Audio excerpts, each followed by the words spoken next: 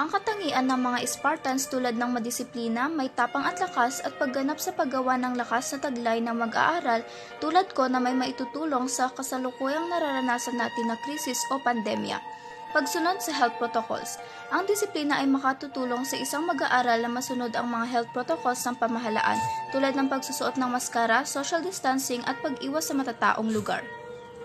Mental na tatag. Ang tapang at lakas ay makakatulong sa pagtibay ng kaisipan laban sa stress at anxiety na madalas kaakibat ng pandemya. Ito ay maaaring magbigay ng lakas ng loob upang harapin ang mga hamon ng krisis.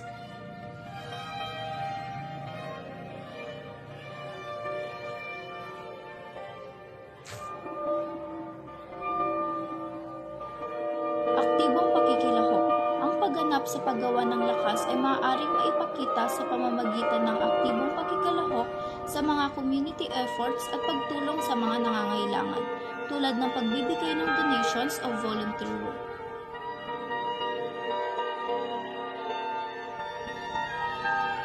Sa pangkalahatan, ang pagiging madisiplina, tapang at lakas at pagganap sa paggawa ng lakas ay maaaring maging sandata ng isang mag-aaral sa pagtugon ng krisis.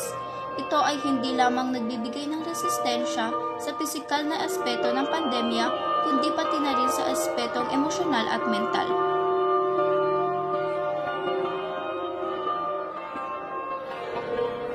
Ang mga katangian ng mga Athenians tulad ng pagpapahalaga sa sining at edukasyon, demokrasya at pagsulong sa kultura ay maaaring magkaroon ng positibong epekto sa isang mag-aaral sa kasalukuyang krisis o pandemya.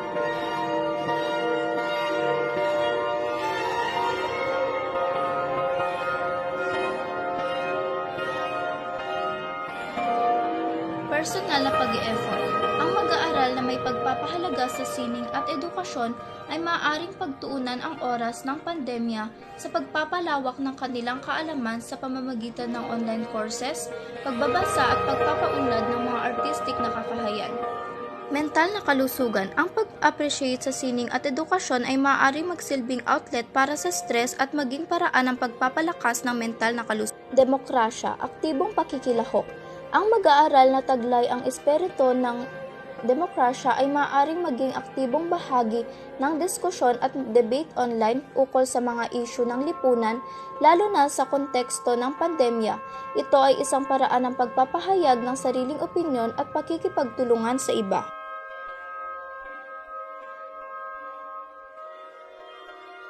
Partisipasyon sa community initiatives.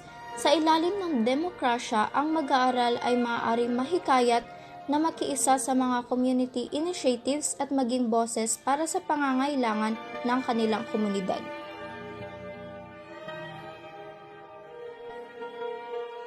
Sa kabuuan, ang pagiging bukas ng sining at edukasyon, pagtaguyod ng demokrasya at pagsulong sa kultura ay maaaring magsilbing daan para sa pag-unlad ng isang mag-aaral sa kabila ng krisis o pandemya.